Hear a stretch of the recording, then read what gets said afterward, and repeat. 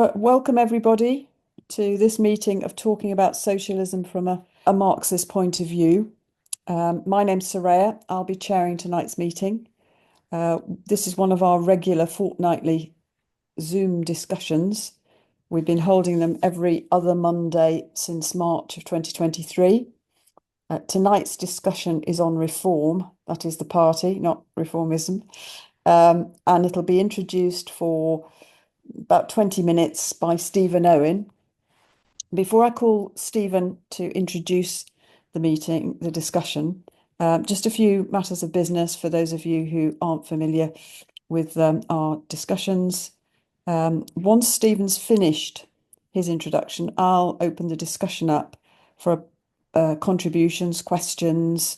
We usually ask people to stick to 3 minutes, so to try to enable everybody to have a chance to speak. There's usually plenty of opportunity to come back and make further points or ask further questions. The meeting is being recorded and will be shared on our YouTube channel and Facebook. So make sure you don't say anything you wouldn't want to be in the public domain.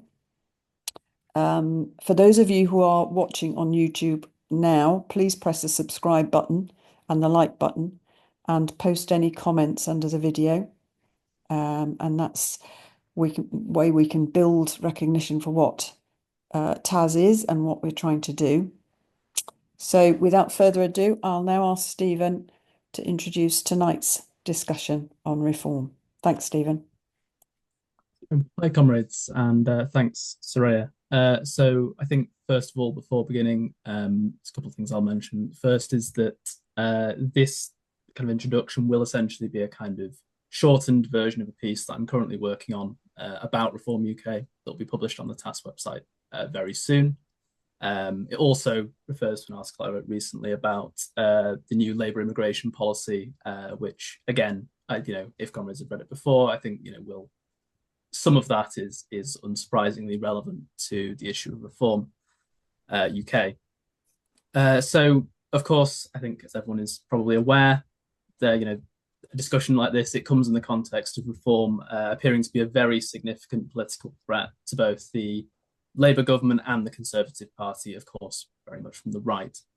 Reform, as you all know, have recently won the Runcorn and Helsby by-election very narrowly, but they did certainly win it and were, by far the most successful of any of the parties in the local elections. Along with this, when we look at any polling, really, it's repeatedly putting them ahead of Labour and the Tories as the party with the highest percentage of the population, saying they would vote for them in the next general election, including one a couple of days ago, which put them, I think it was 7 or 8 points clear of Labour, which is only a year into a government is fairly significant, I would say, particularly for a party that's been nowhere near government previously. In this context, as communists and socialists, we need to work out a way to respond. I think this begins with working out the origins of this party, who it represents, what their politics, fundamentally are, and finally, in terms of a way of countering their thoroughly reactionary political line and very dangerous politics. So first issue, what is Reform UK, and kind of what is the context of it? It's the background to its rise. So Reform, I think, has to be understood first as the latest in a line of political projects of Nigel Farage, going back to UKIP, the UK Independence Party, and the Brexit Party, which is after the exit of the UK from the European Union, renamed, of course, to Reform.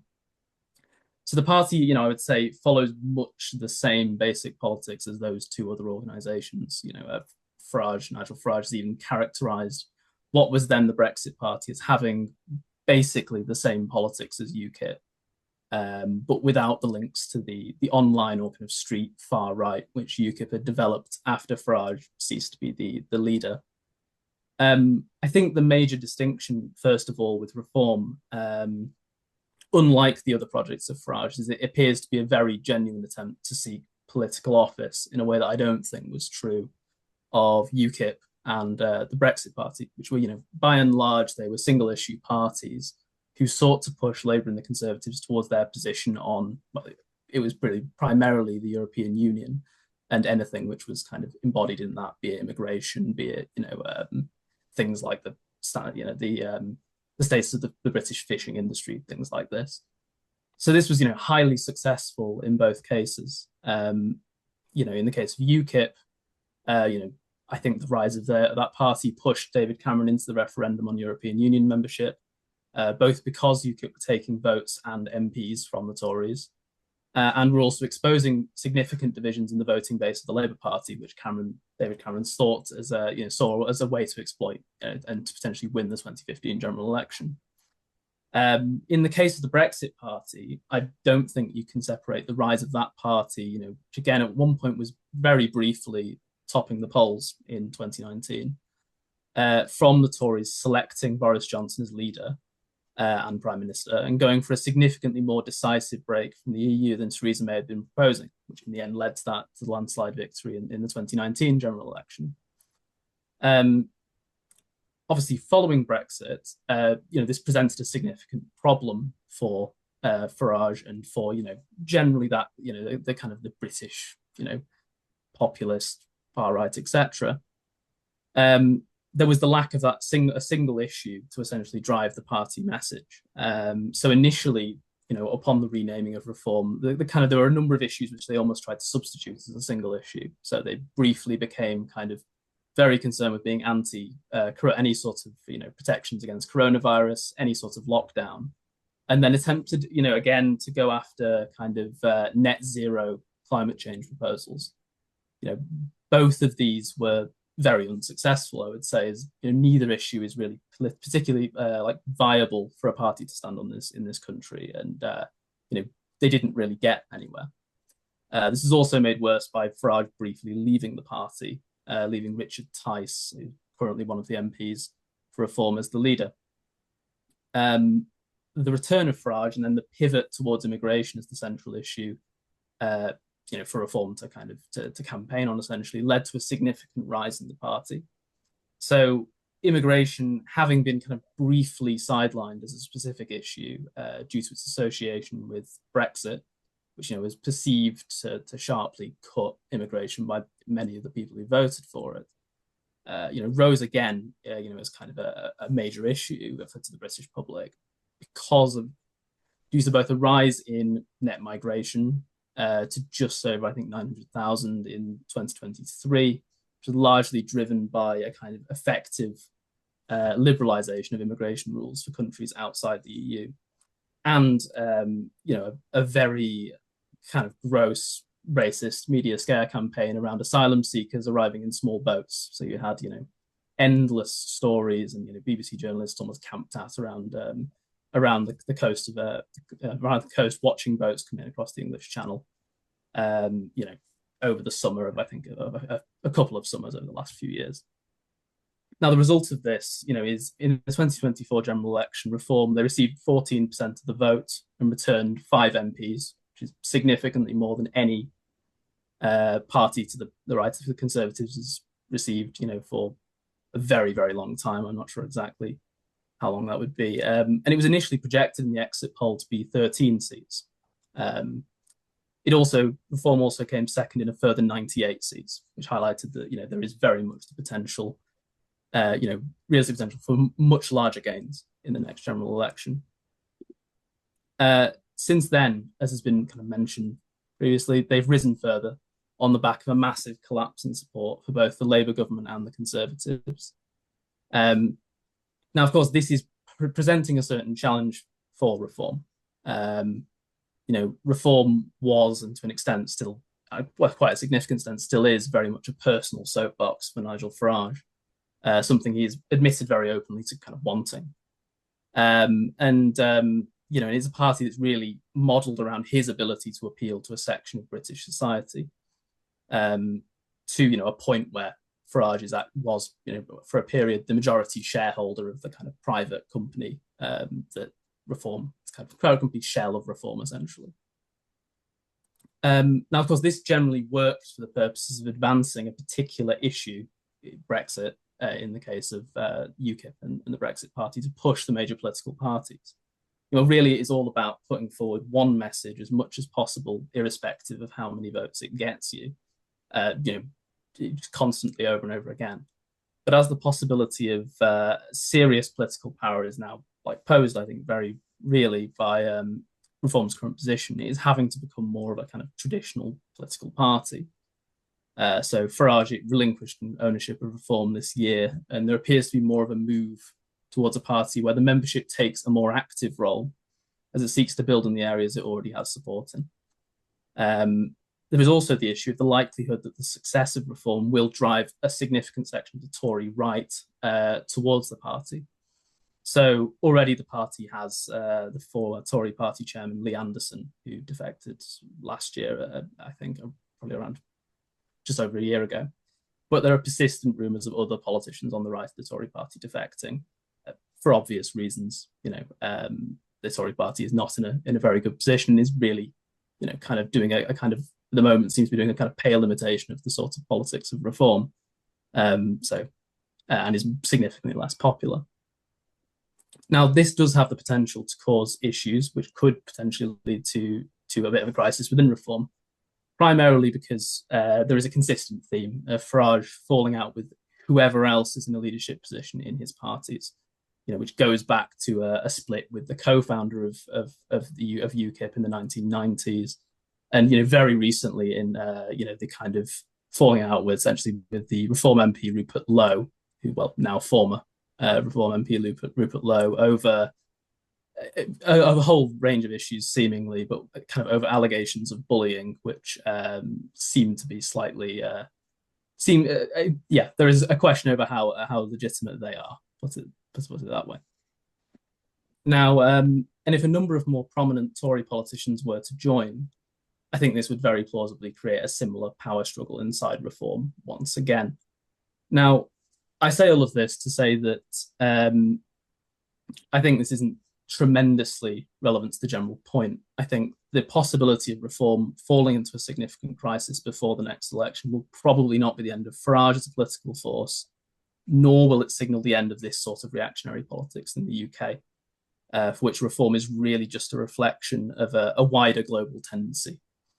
So in characterising the politics of parties like Reform, I personally would use the kind of quite broad term of populist right, or what have you, which represents a group of parties which sits the right of the mainstream conservative political parties, but generally, isn't explicitly kind of fascist or sort of ethno-nationalist or what have you in its political line.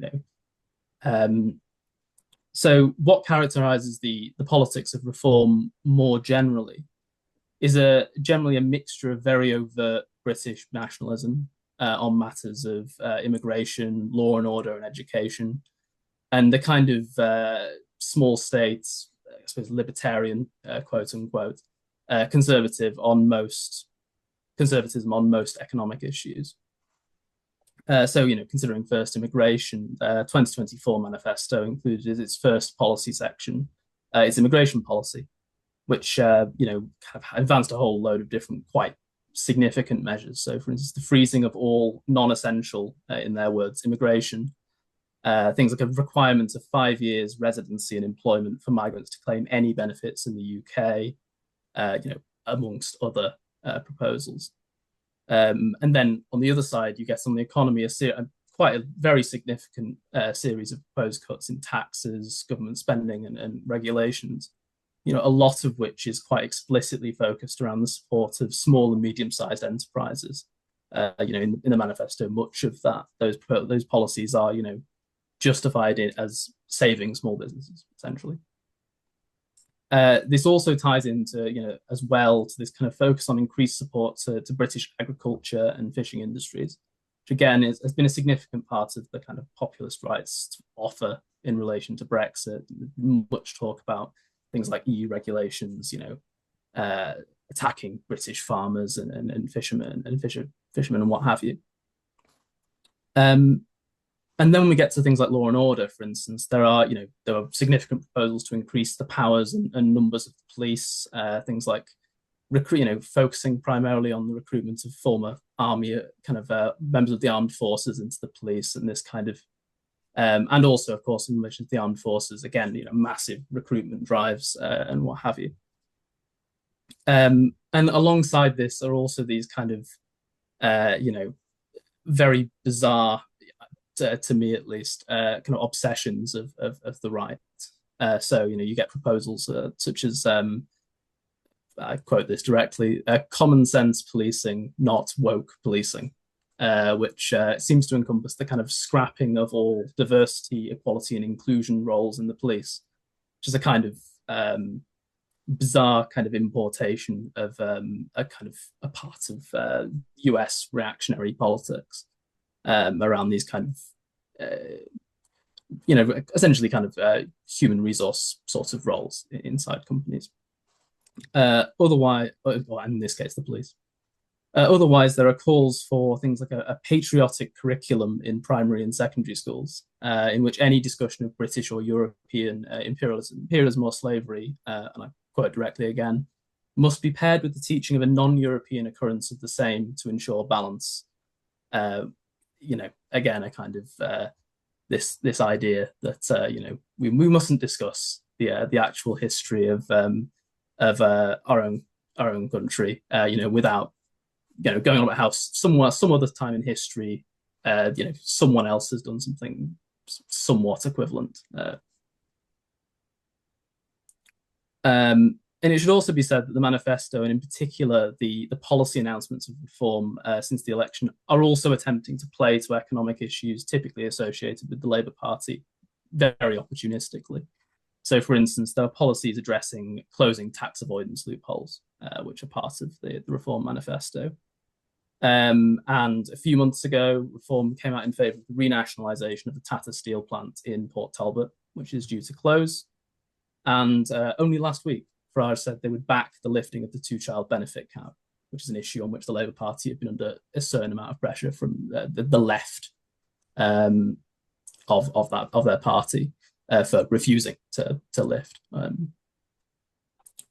on the NHS, for instance, rather than supporting outright privatisation, which Farage has done previously, and I suspect is in reality his actual position, the policy in the manifesto ended up being very similar to the Labour policy, with this idea of using private healthcare capacity to reduce waiting lists in the health service, which, of course, I think we're all aware, likely opens the door for the use of this capacity to become a permanent part of the health service, as is often the case with much of these sorts of measures. I think this reflects, first of all, how poor the position of the Labour government is on this, but also that reforms seem willing to try and win Labour voters, even on issues which are not really home territory for them. Much of this is, of course, as I mentioned before, very opportunistic. On benefits, for instance, the 2024 manifesto is filled with policies which are quite explicitly there to address the idea that people on benefits are refusing to work or in some way gaming the system. So the idea that the lifting of the two-child cap is something they're particularly concerned about seems fairly dubious. It does highlight, however, that reform, in a way that I think is different to the previous parties of Farage, are attempting to win over voters on a much broader range of issues. So on to those who are being won over by reform. Prior to anything else, I think it is important to note that reform presents itself and is believed by many to be, incorrectly, in my view certainly, a vote against the establishment, represented generally in the two major political parties. Now, of course, this sentiment in this country is now, after years of political chaos and social unrest, is very commonplace. So it gets us no close to working out the class character of the reform vote. Now, having looked into this, and this is something that will go into more detail within my article. By a lot of metrics, reform, it appears to be winning quite a broad, varied section of the population. So on things like household income and employment status, the party is notable for winning over very similar amounts, percentages of pensioners and full-time workers and unemployed, and people from various income brackets, though with a kind of a significantly a slightly higher proportion of those earning less than 20,000 a year than those earning above that when looking at polling of their 2024 general election voters.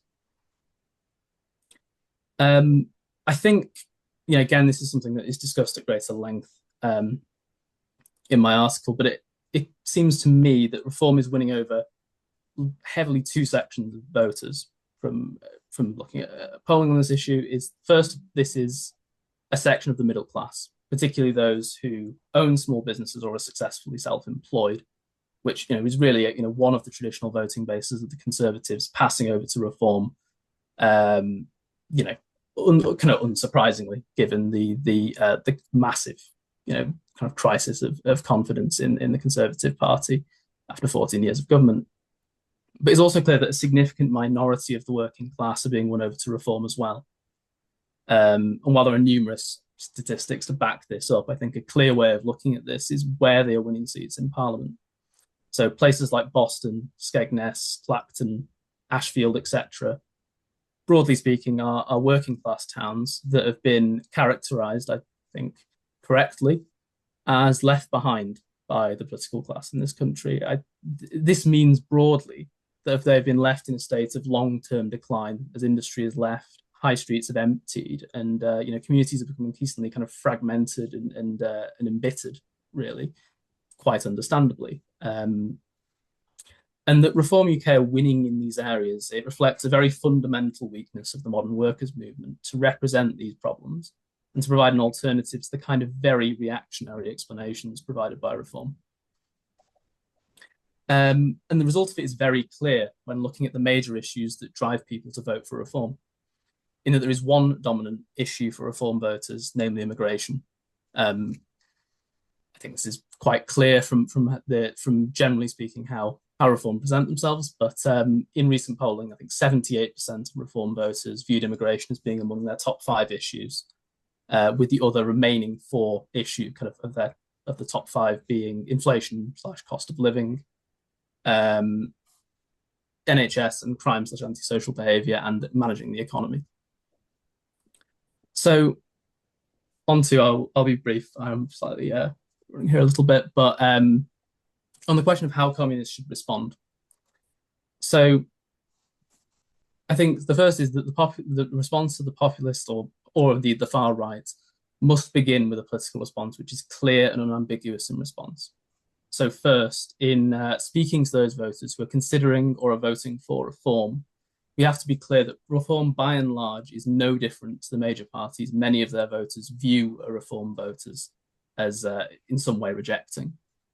It's a section of the British ruling class. Whether you look at the variety of millionaires that back the party, they're very clear policies to undermine and erode away key public services, and or a variety of other issues. In the end, a UK governed by Reform, it would offer no more control to workers, and likely through a variety of their different measures, would actually be really to significantly more exploitative and insecure working conditions than exist already. And that is before getting into their opposition to the most rudimentary policies to address climate change. To argue this alone is not sufficient, though. We also have to stress the communist approach as an alternative to the entire capitalist order. So rather than solely opposing Reform on a kind of broad, indistinct basis, which, without putting forward an alternative perspective, frankly can appear very, very easily as an argument for the major political parties who Reform voters have rejected. Second of all, this, we have to be, and third of all, I have to finish. The issues on which Reform stands out most from the rest of the political class must also be tackled openly by communists. So while there is a temptation to focus on more comfortable issues, such as the NHS, things like who the party is funded by, etc., in the end, it is the lack of a plausible alternative on issues like immigration and law and order, where Reform is gaining most, that is the biggest problem we have to address. This is something that perhaps more in the discussion, but I think we have to be very clear in opposition to any and all controls on immigration, which imply a difference in the interests of the working class along national lines, and even in their their tamer, less reactionary forms than you get with Reform, legitimize the most ugly kind of forms of right-wing ideology. And the same is true. Also, and the similar issue is true with regards to law and order. We have to oppose the idea that crime is this kind of single act. Crimes are these sort of singular acts which are divorced from society in which they occur, with the only solution being greater and greater powers being granted for the state to police society. Um, Instead, we need to argue instead for the abolition of the capitalist system, the end of it, which fundamentally drives so many of the different reasons for criminality, what have you. I will finish off now just by saying that as communists, we also need unity fundamentally. The reasoning for this is really that we need to put ourselves in the best possible position as a group to put forward our politics in these left behind towns. There are a variety of other reasons for unity, but fundamentally at the moment, the communist movement cannot seriously act in the areas in which reform is gaining. In cities, in student-dominated towns, we're able to provide. Stephen, yeah. Sorry, apologies. Yeah, I'll finish off now. So you'll have the opportunity to come back. Sorry, it's just we've got quite a full house tonight, and I'm keen for everybody who wants to speak to be able to speak. Thank you very much indeed for what was a really informative and interesting introduction. And I do apologise to everybody, and particularly to Stephen for in some way finishing it before he'd really finished. So I'd open up now to the floor. Any questions, any comments, any observations? As I said at the beginning, but some people have arrived since then, that our usual practice is for people to have 3 minutes, not to try to stop people from speaking, but just to try and give everybody a chance to speak. And there's usually plenty of opportunity to come back. So if you want to ask a question or speak or say anything, if you can put your virtual hand up, which is in the more section, and I think it's under React, isn't it? Or if not, just put your hand up, then I'll call you in. I'm just looking at the moment. Can't. Okay. Peter, is that your hand up or is that a comment? Yes. Oh, sorry. Yeah. Yeah. Yeah. There should be a hand, not a thumbs up. No, it's all right. That's fine. Great. Thumbs up anyway to Stephen. That was a good talk. Thanks, mate. Covered a lot of ground, and I suppose like my question would be, how can Marxists and communists reach out to people who vote reform at the moment? There's especially the working class. So if you go to the areas where the reform is popular, and it is so because there are zones whereby there's not much unemployment, the effects of deindustrialization, as you mentioned. There's a kind of like, there's a scramble for resources. Housing is short. The condition of housing are not up to scratch. Schools are crowded. All these things because of like the effects of previous governments and what's called neoliberalism. And as reforms see, and as some people see, too much globalization, which has leaned out the industrial landscape and eroded the cultural order within these communities. And they seem to be preoccupied with immigration and the threat that poses to all these, to resources like the NHS, which seems to be creaking at the seams at the moment, overcrowded schools, and I suppose I'm looking at like you say that we shouldn't emphasize specifics or maybe downplay the specifics, like dealing with the NHS and saying that we can reform the NHS or whatever, and you talk about maybe broader issues being more important, about like a better future, a communist society perhaps. A radical change, but there seems to be a gap in that for me to kind of reach out to these people.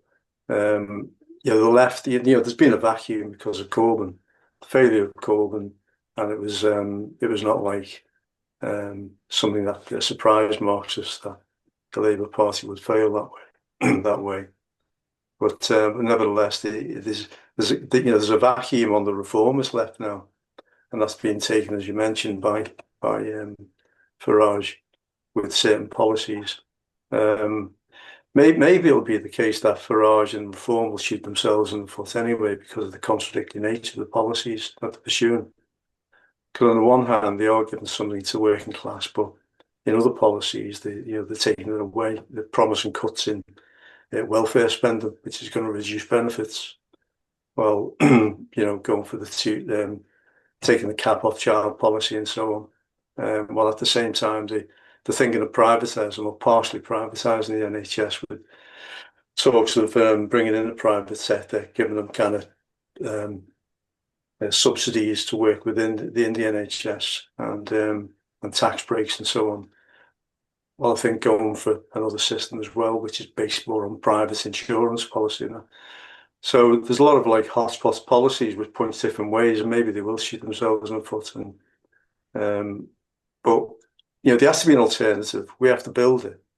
But it seems like we're trying to build it when there's a big gaping gap in society now. It's being caused by the wider policies of the establishment parties, as well as like broader political economy conditions through capital's globalization, and so there's a big gap there for us to fill. Sorry to be pessimistic, but I'm just trying to think of a way out. Thanks very much, Peter. That's food for thought. Anybody else? Don't be shy. Can't see any hands up at the moment. I wonder if anybody who's posted in the chat. Oh, Ant, I was just going to say, Ant, do you want to unmute yourself? I think I'm there. You're there, okay. yeah. I only raised my hand because nobody else was speaking, so so I don't know how consequential what I've got to say is, but hopefully I can say something of relative usefulness. I think in some ways, I think we shouldn't be panicking about this.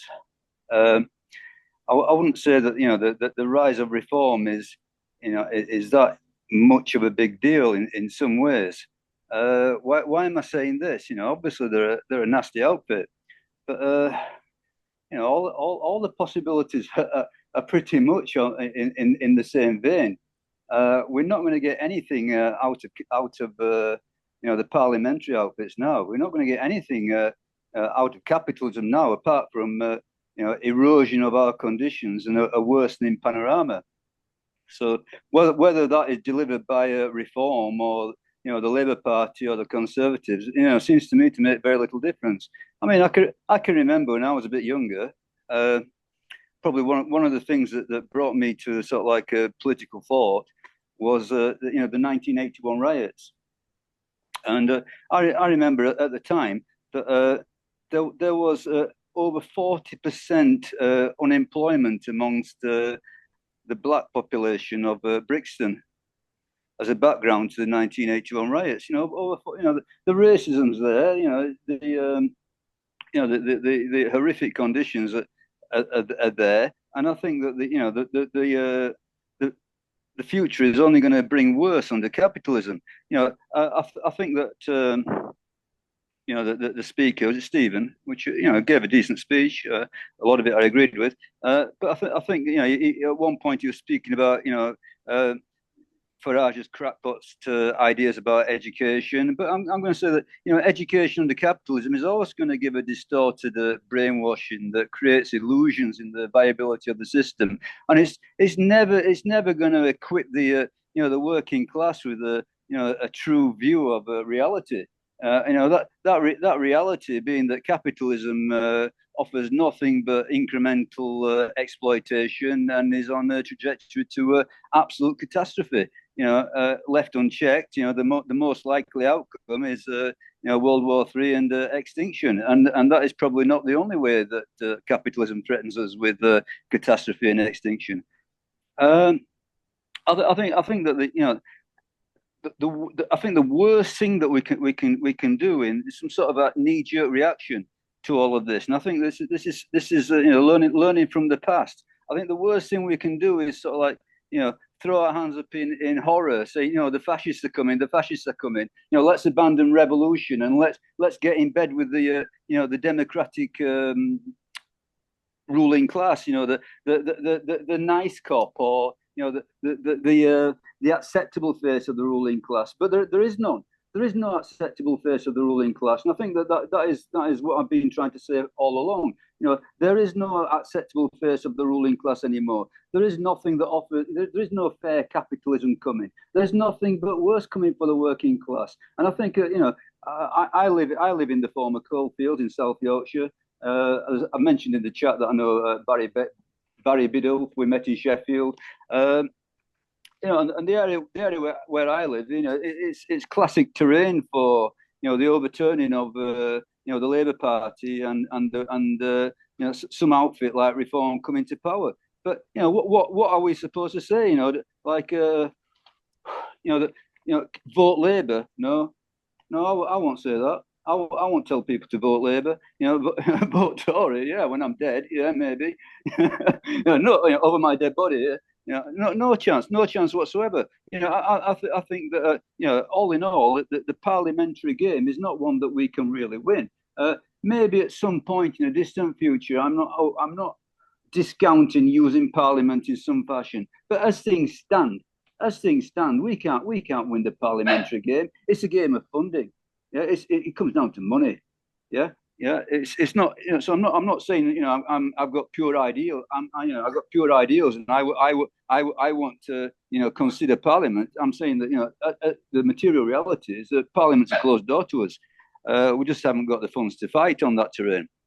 I'm going to say, okay, to wind it up, there is no immediate solution to any of this. There is no immediate solution to the capitalist crisis. There is no immediate way out. All that we can do is to start sowing the seeds for the future solution. And obviously, part of that is making the break with the forces of the ruling class, left and right wing, and to start creating a genuine revolutionary organisation. Okay, thank you very much. Thank you. Thank you very much. Thank you. Right, I've now got hands up from Jeff, and then Barry, please. Right. Quickly, internationally, there's been a shift of left-wing voters to the right. We've seen it in France, and many of them have stayed there. They've not swung to far-right policies and then swung back again. They've stayed with their right-wing bodies. We've seen it in America. We've seeing it in Italy and elsewhere. There are real dangers here, I think. I think Stephen's right to point out that an opportunist party like Reform can grab policies that seem popular to the voters they're going for. They can grab them, they can drop them. The policies are not the key thing.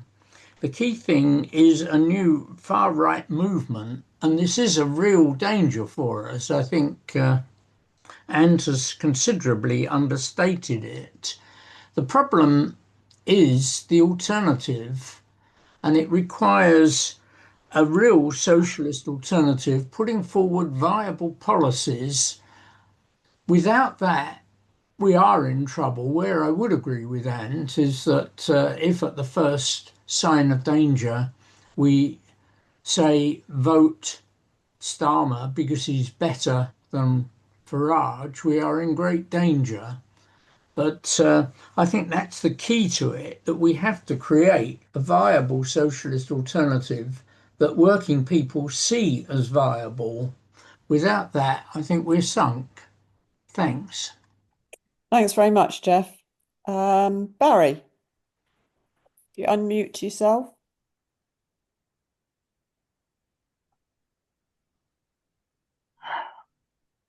Hey, can you hear me? Yes, thanks. Okay.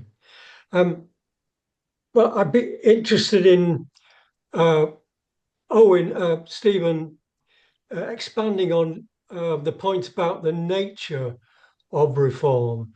Now, I think there's a number of positions on reform. You can see reform as simply a reconstituted establishment party, kind of leftover bits of the right wing of various parties coming together as a new establishment party. Or you could see it as an immediate threat of fascism. And to see it as an immediate threat of fascism, some people will stampede to the soft left and reformism as some kind of alternative. But another point of view is that Nigel Farage, like Trump, is clearing the way to a new fascism, not an immediate threat of fascism, but is clearing the way to a new kind of fascism, and is not simply a reconstituted establishment party. There are elements of fascism, the ethnic scapegoating, the extreme nationalism, the demagogy, nationalisation of the steel plants, two-child cap, and so on. So I think Ant's points have really been good to provoke or raise the discussion. But I think, as the last speaker, Jeff, said, it is an underestimation of the right-wing threat that he involves. I mean, like Ant, in Sheffield, where I live, the last vote at the general election for reform was 21%.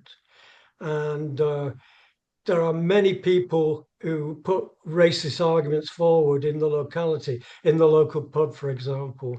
And it's very difficult to have a rational argument with them. So, as I think Peter raised the issue of the difficulty of getting through to this irrational scapegoating, which kind of glosses over all the actual problems of cost of living crisis, austerity, left behind workers, and so on. Okay, thanks. Barry. Thank you. Thanks very much. I'm going to call Nick in. Just before I do that, I can see, Frank, you were posting a few things in the chat. I don't know if you'd consider coming in to voice those, or if not, I'll read some of them in a while. But in the meantime, I'll call Nick in. Thanks, Nick. And then Kate after Nick. Thanks, Saraya, and thank you very much for Stephen. I thought it was a really interesting and informative introduction, and I think it started in the right place, because what we need to do is actually understand in the detail and the facts and the figures what's taking place, so that we don't overestimate and we don't underestimate, and we try to analyze exactly what it represents. So I don't I don't have a fixed view on that. It's developing.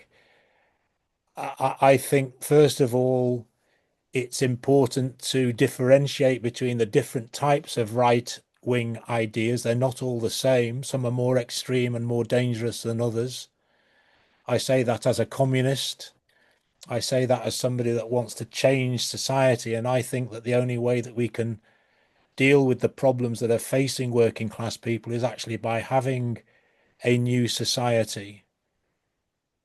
But the decades-long march to the right of all the parties and the abandonment of working class towns, cities, inner city towns, and so on, has left people wanting or looking for an alternative. And into that vacuum, you've got, in the absence of the left, you've got right-wing ideas. If you compare it to the 1920s and the 1930s, if you look at Germany, I'm not going to go into all of the political ramifications of the particular issues with the Communist Party and the Social Democrats and so on, but in Germany and elsewhere, you had, in the face of economic and social crisis, people looking for answers on what you might call the extremes, the far left and the far right.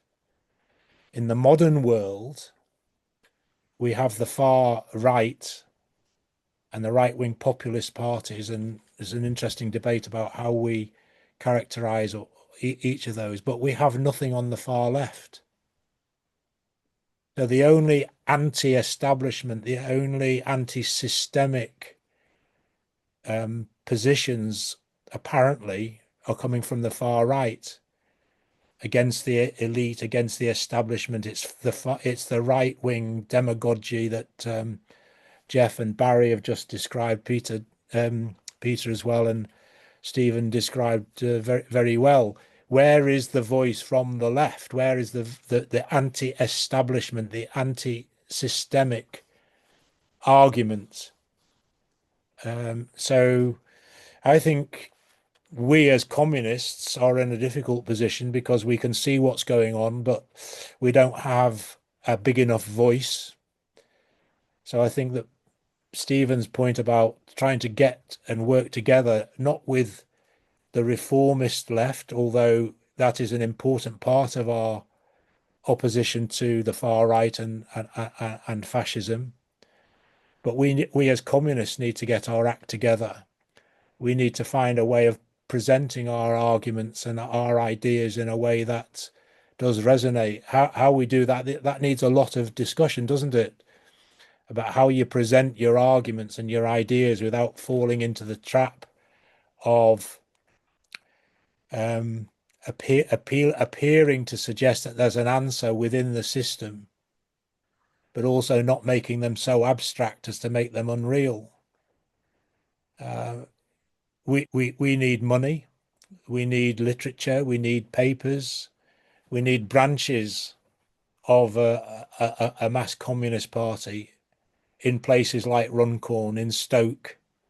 How do we get there? Well, we have to not be panicked. I think Ant said that it's correct. We can't shout louder than our voice. We can't do more than we have the capacity to do.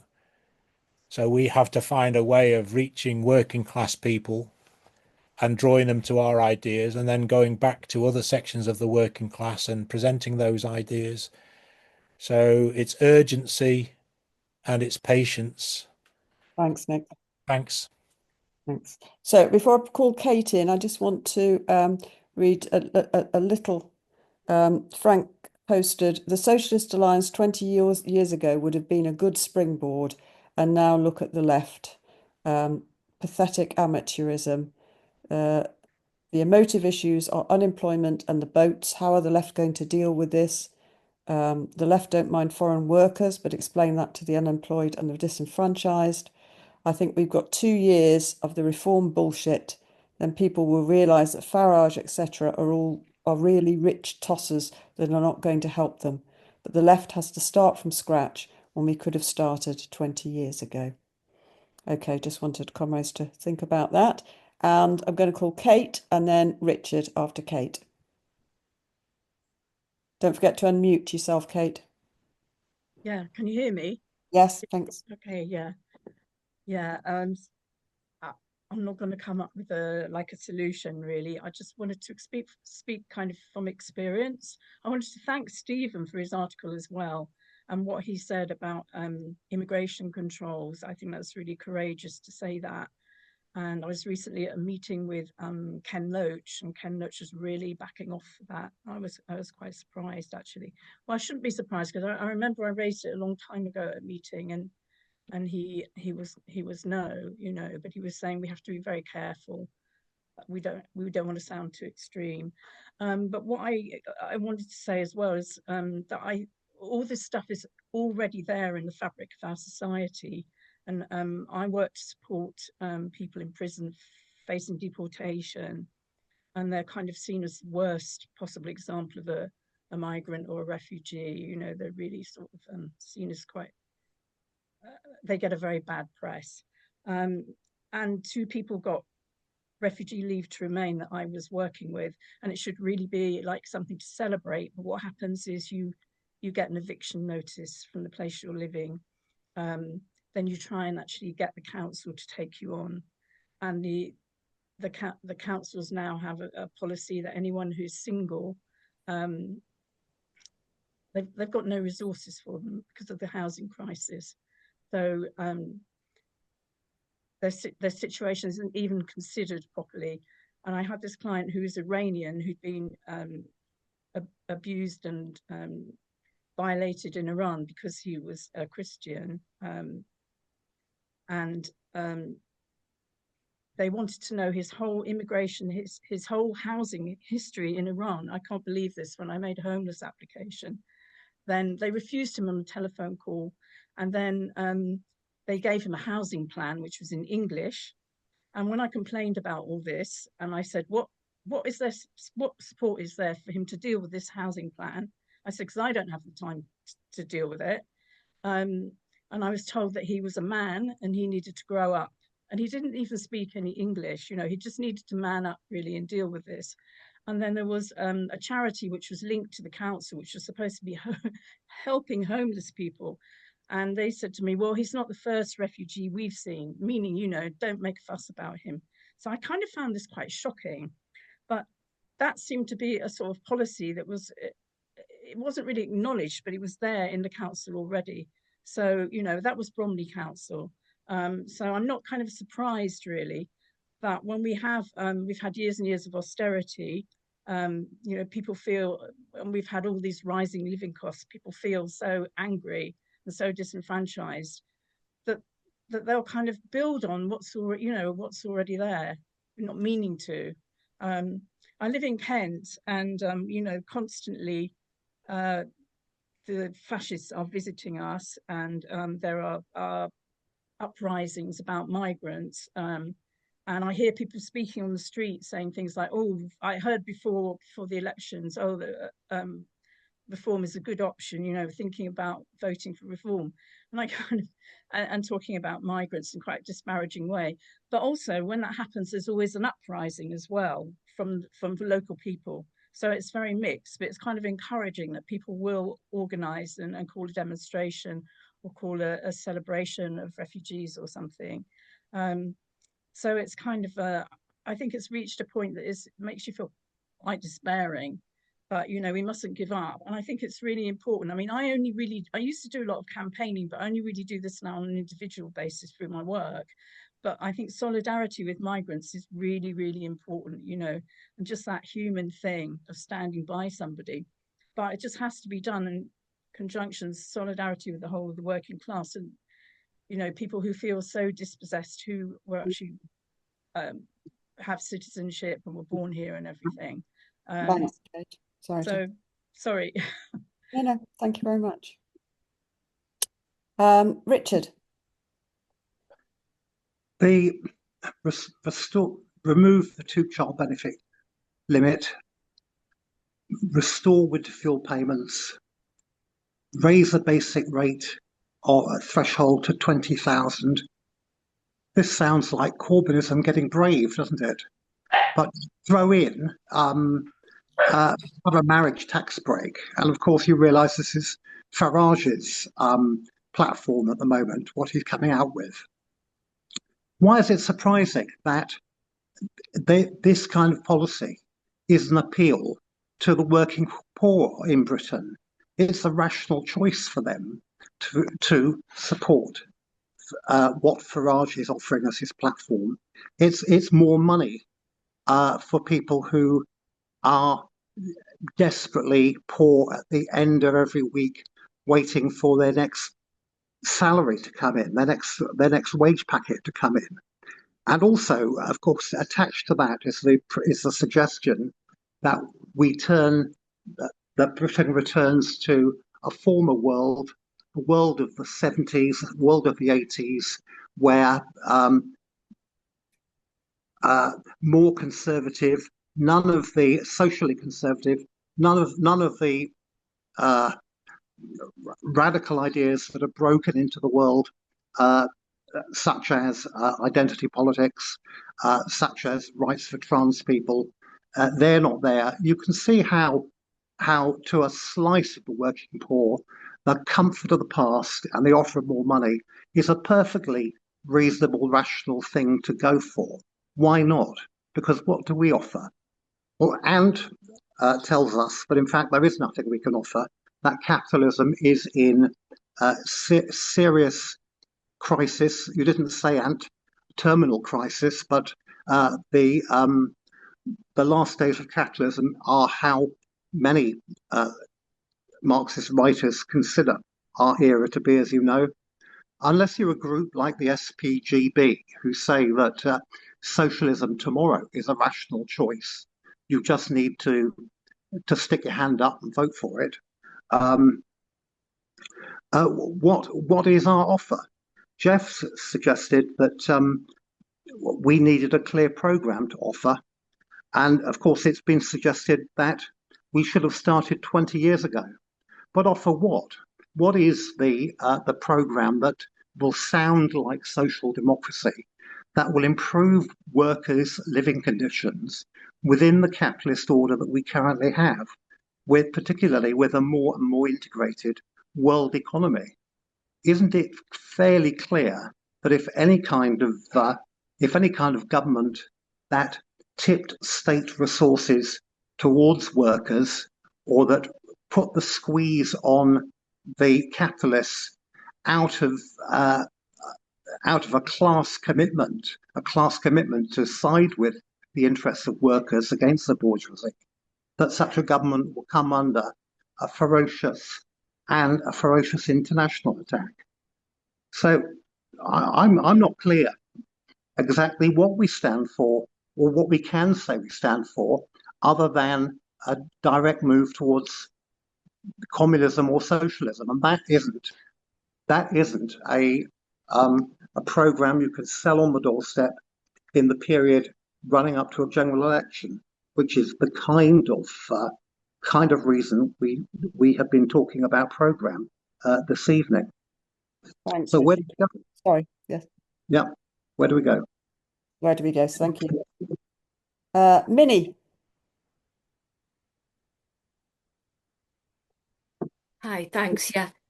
Yeah, that is the question. Where do we go? Well, we expropriate the rich. Nick recently put an article on talking about socialism on our website, and that revealed that, there has been a flight of capital recently from this country, and I think maybe that was to do with sanctions, with Russia, whatever, I don't know. But was it 750 billion, Nick, that the rich, there's something, they've got so much money, just UK, the UK Times rich list. They've got Sunday Times, they've got so much money. And that would include expropriating possibly Farage too. Peter asked, how do we speak to people who want to vote for reform? Well, I think what we need to keep pointing out is that the ruling class, as other comrades have said, are not providing resources. They are exploiting all of us, taking resources away. So when the working class sees migrants arrive on boats and then they're put up in hotels and then they can attack Keir Starmer because he won those human rights for migrants, they're thinking that because they're thinking, well, there's a lot of British people on the streets, but there are also a lot of, immigrant people on the streets. I see it every day. So what we need to do is promote the international working class against the international ruling class. And we have to start that from where we are in each country. Yeah, what else? I've heard that in one council, is it Lancashire County Council? There's just another point now. Reform have appointed a 100% male cabinet. So there's 10 male cabinet members. Apparently they were the best qualified. What's going on there, comrades? Yeah. Yeah.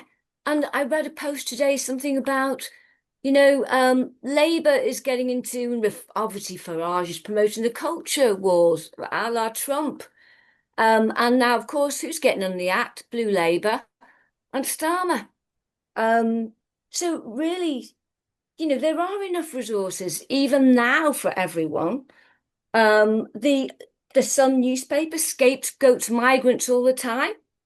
It also scapegoats people who are on benefits who can't get jobs because there aren't any jobs, as Richard said. There's no decent pay. Well, there's not many decent paying jobs, and people, they're rational. They are going to go rationally for these policies, but the ruling class are already saying, "Oh, Nigel Farage is going to lead us to a Liz Truss moment," because we know capitalism in crisis. So, comrades, the answer's got to be we expropriate the rich, and let's all get on board with that, and we start to plan. Thank you. Thanks very much, Minnie. That was actually perfectly timed. A very good contribution and also perfectly timed. Will, please. Yeah, I don't have a perfectly timed contribution to so certainly. It's just a series of random thoughts, really. I mean, we are really unfortunate to be living in a country that is going rapidly down the pan after having been a global imperial power. And I think that's what's shaping what we're seeing in this country. Um, but I think that there are lots of different responses that the left can have to living in a kind of a capitalist, former capitalist imperialist power. Well, it probably still is an imperialist power, but it's weakening as it goes along. One of those responses can be to kind of ape reform. Yeah. And we've seen this aping in a couple of ways, which one of which I kind of expected, which was the Labour Party's aping of reform in everything they did. But the one that did, I have to say, took me slightly by surprise was the Workers' Party in Runcorn. They aped reform as a supposed left alternative with a leaflet that said, you know, stop the boats, stop the war, stop the boats, tough on immigration. Yeah. And I think what that was, I mean, I think that shows a direction that the section of the left could go in and has gone in actually, that a section of that has actually done that.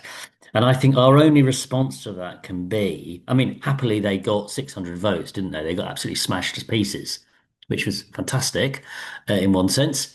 But I think that we do actually have to take on the thing that Kate uh, put in the forefront, which is that we have to build a left, a socialist left that shows active solidarity with migrant communities and people coming into this country, and we have to be absolutely upfront and do that. That's one really clear thing that we have to do.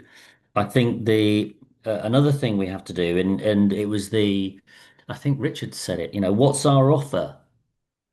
Yeah, because between now and the next general election, there's going to be, it seems to me, it seems to be in the air, some kind of new left electoral coalition emerging. Yeah, and w for an electoral coalition to be successful from the left in the next period, um, you can't soft pedal on migration, right? You have to take the fight to the right. So we can't be part of we can't kind of try and advance a left coalition that is mealy-mouthed or, pretends it's not a problem and doesn't want to talk about it or all that kind of stuff. We have to confront these arguments on the doorstep, and we have to confront these arguments in a kind of what is going to be an electoral program. Yeah. And it doesn't matter to me whether or not you think we're always going to lose because we don't have big money. If we're going to build a social political bloc for our ideas in society, then you have to stand in elections. You just have to, right? And if you're going to do that, then you have to have proper arguments that cover all the pieces. So for me, what this points to, and Peter, I feel your pain about the Socialist Alliance. because I think that what we need to do is have a reassembly of the leadership sections of the working class. And it has to be a political alliance led by socialists. One might call it a socialist alliance. And that has to put itself right into the middle of the mix about what programme the left stands on and socialist stands on in local elections and in the run to the general election.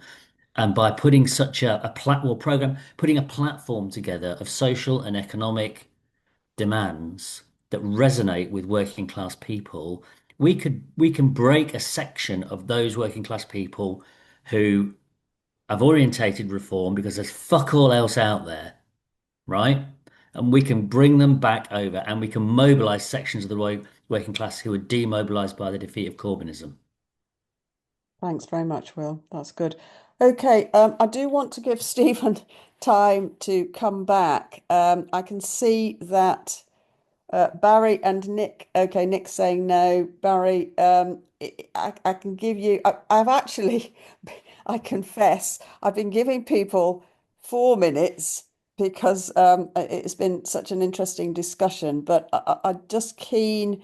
We need 5 minutes at the end just to round up, and it's 22 now. And I think I'll call Stephen back in. Sorry about this. I'm just checking that there's nobody with a hands up who hasn't spoken. So apologies, Barry and Nick, but I'll call Stephen.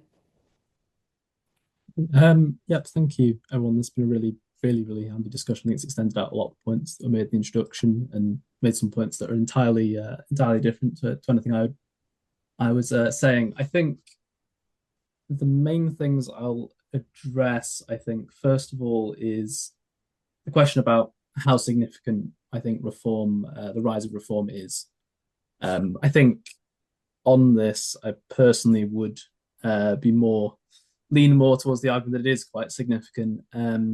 Certainly, this is not the first instance of a party like this rising, rising significantly nationally in this country in the last 20 years or so. But I think what we are seeing is, first of all, this is, as I think mentioned in the discussion, this is a party that has a very significant chance of winning a very significant amount of seats in the next general election. Second of all, that this is following a trend of further right-wing, far more reactionary ideas being legitimised. And this is particularly true of the fact that, as I've mentioned in the talk, the Reform Party is unstable. There is the likelihood that it will not be able to look to the sorts of things that it's promising when it enters into government. I mean, it's already entered into local government. God knows what that could, what they will do in practice there and how that will work out in relation to the population. And currently, if we're looking at the trajectory, and if the left continues to be as weak as it is, that is going to legitimise ideas to the right of reform. There are forces which exist to the right of reform. They're very small currently. But there is absolutely no reason, I think, fundamentally, why those ideas couldn't win out and couldn't become more prominent within society. And the other point is regarding how we make a bridge between reform and between communism, which was raised by a number of people. I think Frank, Peter, Will, others. So I think fundamentally we're in a position right now where I think it's correct to say that that capitalism has grown rotten.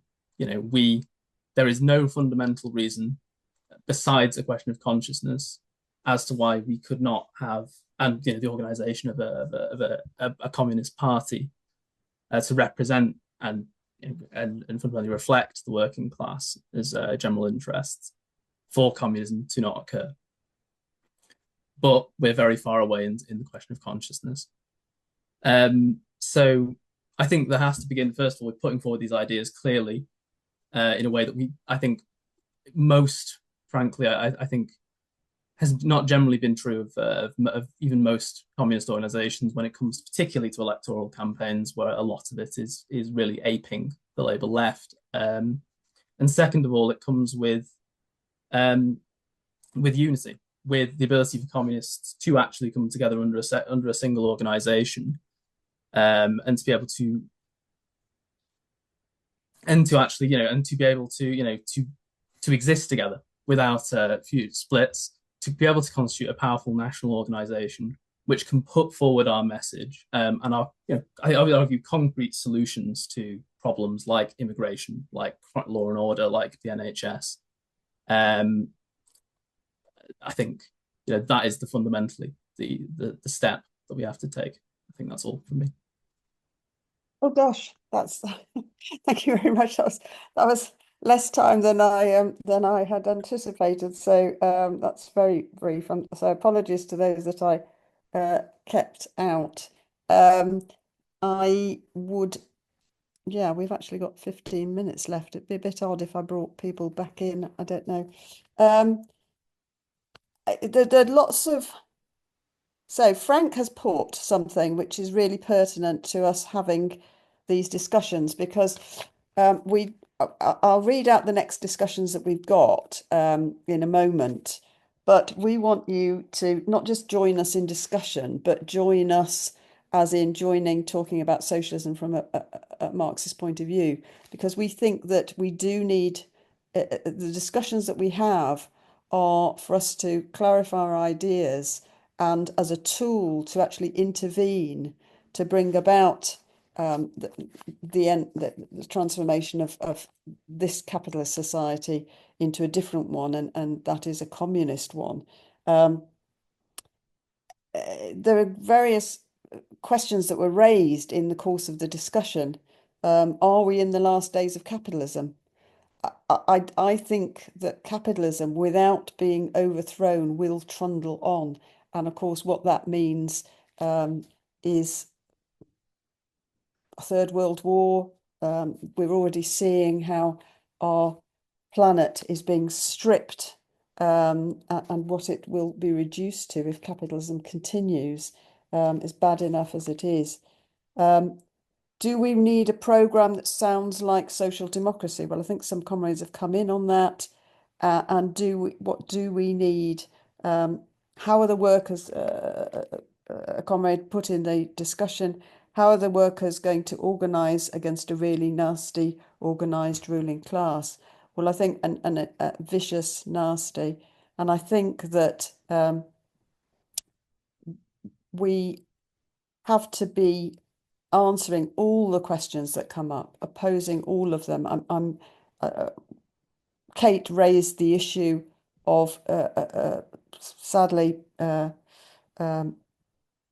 Ken Loach's taking a sort of soft position, and we can't on immigration. To do anything to, as Will said, to ape, and other comrades, to ape the position and try to sort of outdo the to avoid that losing of support by aping the position on all immigration control and so forth is utterly to fall into a huge mistake. We have nothing. People who leave their countries don't do so because they fancy a holiday. Imagine when you go away and you come to a country and you don't speak the language and you don't know anything about the culture, and you leave your family, or even if you bring your family, you have nothing. That is not something that, as we know here, I hope everybody in this meeting, it's not something you do out of a choice. It is something that is imposed on you, and only a desperate measure. So the idea of immigration control is utterly unacceptable, any sort of immigration control. So I would say that comrades have raised lots of discussions. I think somebody said we can't sell the programme of communism. Well, I think that's and I think I speak for many here in this meeting, that that is what we have to do, whether it's difficult and or not, because those are the only ideas. It's only by getting rid of capitalism that we will be able to offer a different world, a future, in fact, not just a different one, but a future of any sort. and putting an end to the exploitation and destruction of people's lives and the environment that we see. So I would urge comrades to come to the next discussions. We've got our next discussion, as I said at the beginning, this is on a fortnightly basis. The next discussion we have, Will McMahon, it's on the 16th of June, and Will McMahon will be reviewing the developments in the war in Ukraine. On the 30th of June, we have a discussion on a draft programme for a united communist group. Again, as comrades have raised in the, I think it's Frank was raising about the failures of the past of the left to unite. That means not that we must abandon those attempts, but continue them and have unity where we can, and try to forge unity. And so that's an ongoing discussion that talking about socialism has been involved in and is involved in.